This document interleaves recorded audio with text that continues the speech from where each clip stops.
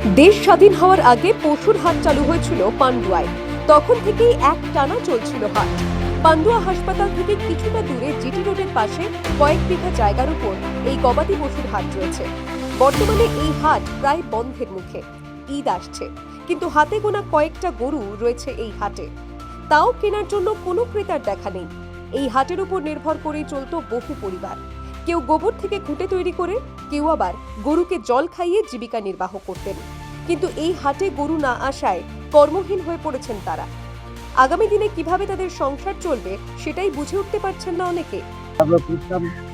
দোকানদারগুলো একই অবস্থা পরিবারে, কেউ খেতে না খেতে পেয়ে মরবে এরকম পরিস্থিতি হয়ে আছে। গাড়ি ঘোড়া নিয়ে দেখাশোনা করতাম, চালাতাম, সেগুলোও সব টোটাল বন্ধ হয়ে গেছে। গাড়িগুলোর কিস্তি আছে, কিস্তি কীভাবে দেওয়া যাবে কিছু মাথায় আসছে না। মানে টোটালটাই আমরা এই হাট বন্ধ হওয়াতে টোটালটাই অকেজো হয়ে গেছে। এই ব্যবসা বাণিজ্য বন্ধ করে দেওয়ার পরে আমার সংসারের আর্থিক অবস্থা খুবই খারাপ হয়ে গেছে। আমরা ধার বাকিতে ব্যবসা বাণিজ্য করি, এখন সেসব টাকা পয়সা সব আমাদের মায়ের হওয়ার পথে।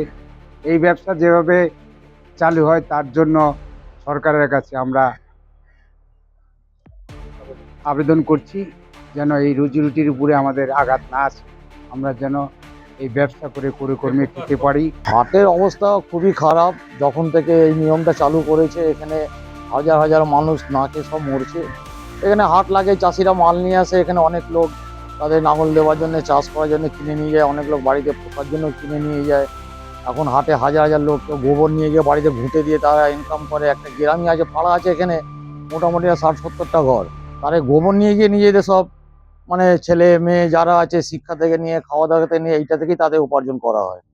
আর এমনি আশেপাশে যারা আছে তারা এই হাটে কাজ করে, কেউ জল খাইয়ে, কেউ এটা করে, সব মানুষ এটা ওরকম এখানে গরিব মানুষদের জীবিকা হয়, হাজার হাজার মানুষ। হ্যাঁ, তো 14 বছরের গরু কে নেবে স্যার? এখানে 14 বছরের গরু নেওয়ার তো লোক নেই, আর নিয়ে এসে তো চিড়িয়াখানায় দেবে, আর মানুষকে তো খাওয়াবে না। আর আমাদের গরুটাই হলো নির্ভরশীল প্রজাপতি, বুঝতে পেরেছেন? আমরা কি করে খাবো? আমাদের এখানে সব কর্মস্থানের জায়গাটাও পুরো ভেঙে যাচ্ছে। পান্ডুয়ার বিজেপি বিধায়ক তুষার মজুমদার বলেন, সরকার যে গাইডলাইন বেঁধে দিয়েছে তা যদি মেনে চলা হয় তাহলে হাট বন্ধ হওয়ার কথা নয়।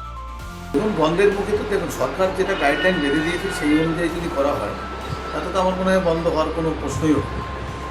সেক্ষেত্রে আতঙ্কিত সাধারণ মানুষ অনেকে আছে যারা ব্যবসা করেন, তারা আতঙ্কিত আছে। কিন্তু যে গাইডলাইন বেঁধে দিয়েছে সেই গাইডলাইন অনুযায়ী যদি সেই সব জায়গায় যোগাযোগ করে, আমার মনে হয় এই সমস্যাটা মিটে যাবে। তো এটা দেখুন, আইনের বাইরে তো কেউই নয়, আমি নিজেও নই। তো যে সরকারি গাইডলাইন অনুযায়ী আমাদের সবাইকেই মানতে হবে।